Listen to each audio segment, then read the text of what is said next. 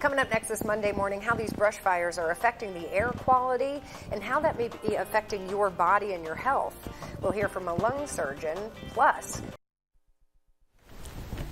welcome back. You're getting a live look right now at the Coachella Valley's East End from our Fantasy Springs camera. Air quality not looking so good, but also not as bad as we saw last week with all the fires burning here in Southern California. The smoke in the air can be hazardous to your health. So here to talk about that is thoracic surgeon and author Dr. Eric Presser. Welcome. Thank you for having me. Good morning. You're so welcome. Good morning. Tell us, I was sharing with the crew today that I had a little bit of a scratchy throat when I came in this morning. I was kind of forced to spend some time outside the whole day, actually, on Saturday.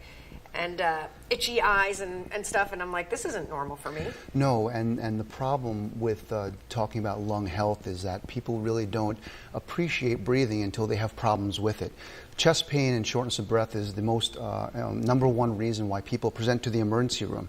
And when you're talking about problems with breathing, you have people that have COPD or are on chronic oxygen, and those people need to be really careful when you're in a situation where the fires are creating toxins and particles that can actually exacerbate the inflammation within their airways. Then you have people like yourself who have no issues, and then you wake up and you have scratchy throat, itchy eyes, and you wonder what happened. If you can see, taste, or smell what's going on outside, you betcha that you're going to be breathing it in. Wow, that's scary because we were seeing a lot of that raining ash on all parts of the valley. And as you see here, just the haze in the sky. So you definitely see it, like you just said. Absolutely. And one of the things that I do recommend, as crazy as it sounds, is to get a mask.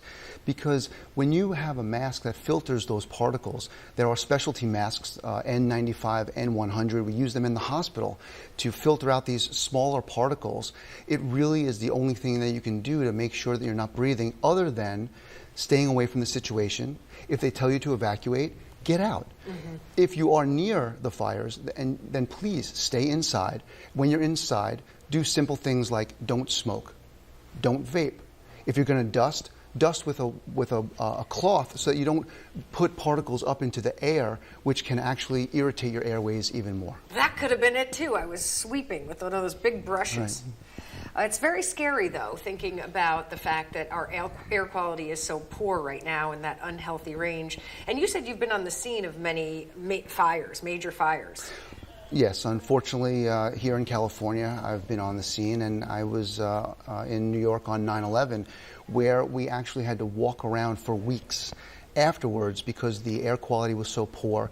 The dust and the particles that we were inhaling were so thick that you would go home and you would literally cough up junk out of your lungs. Wow. It was very scary. And you were wearing the mask? And we were wearing masks. Wow. Yeah. Now, where can you just go to what store do you get a mask at? Any medical supply store. Most of the hardware stores do carry these types of masks.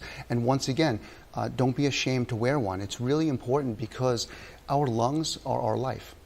Good point. If we're not breathing, we don't have much going on, yes, right? Absolutely. All right. And even if it looks a little strange, like you said, because sometimes that could put people off. Because even if you see somebody else with a mask, you're like, why are they wearing that? But now we'll know. Absolutely. I came out of the grocery store the other day, and there was soot covering the roof of my car. And I looked over and I saw someone watching the ashes fall, and they were sitting there smoking a cigarette, and I could only imagine what they're doing to themselves. Wow.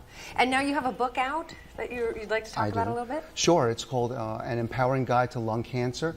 And World Lung Cancer Awareness Day is coming up on Wednesday. Lung cancer is the #1 cancer killer in the world and in the United States. And one of the misconceptions is that up to 15% of people who are never smokers actually get lung cancer, which is pretty scary in itself as well. Wow. Yes. All right, so go ahead, get that book. Thank you so much for waking up early and being here this morning. It's my pleasure. Thank you so much. Thank you. All right, we'll be right back.